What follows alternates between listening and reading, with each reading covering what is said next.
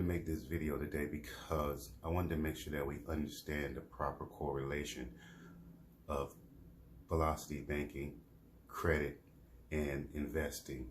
The reason why is because I had one of our members today that I just got off the phone with. He has both personal and business credit. He has debt on the personal side and debt on the business side.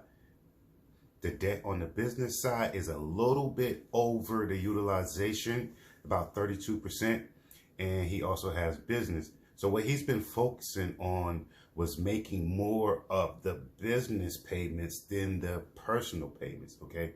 Now, this is where you first come in before you get business credit with us. We try to teach you the snowball effect, taking care of the little tiny milestones, paying off the little credit cards first, and then as you get, better, increase your monthly cash flow, you start attacking your bigger debts. He took that concept and moved it over to the business side, but he still had personal debt, okay? So this is very important that we understand, regardless of business or personal, if you're using both sides, what I always tell people, you cannot balance the two. You're going to either have to be all personal or all business. And I know sometimes you can't do both.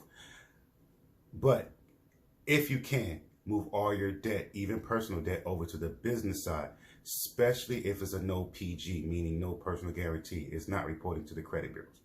Okay? So what he's doing is he has debt on the business side and debt on the personal side. What he has been doing is paying majority of his income back to the business side to knock that back down. And he's only making the minimum payments on the personal side. So when he goes apply for new business lines of credit or credit line increases or asking credit bureaus for credit line increases on the business side, he's getting denied because of his personal utilization. We know personal utilization is the fastest way to move the dial on our credit reports, right? So what I would always tell you is if you have personal debt, switch the game, make the minimum payments on the business side. While utilization does matter on the business side, it doesn't have a greater effect on the business credit score. Payment history does, right?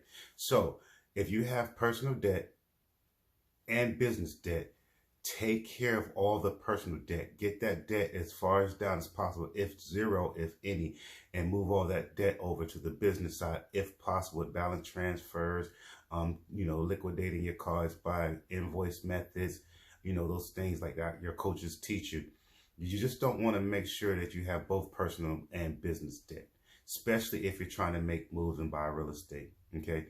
So again, the snowball effect.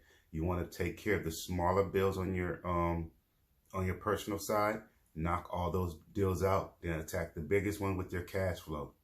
Once you knock all those bills out, then you can start focusing on the business. You always just want to make the minimum payment on the business, even on the personal side while you're attacking one. Say you have two cards, right? You want to make the minimum payment on the card with the biggest balance, and then while you're attacking the first card, okay? And then once you finish that, you free up that cash flow, and then you attack the second card. Now you can move all that cash flow over to the business side and get those debts knocked out. I hope this makes sense.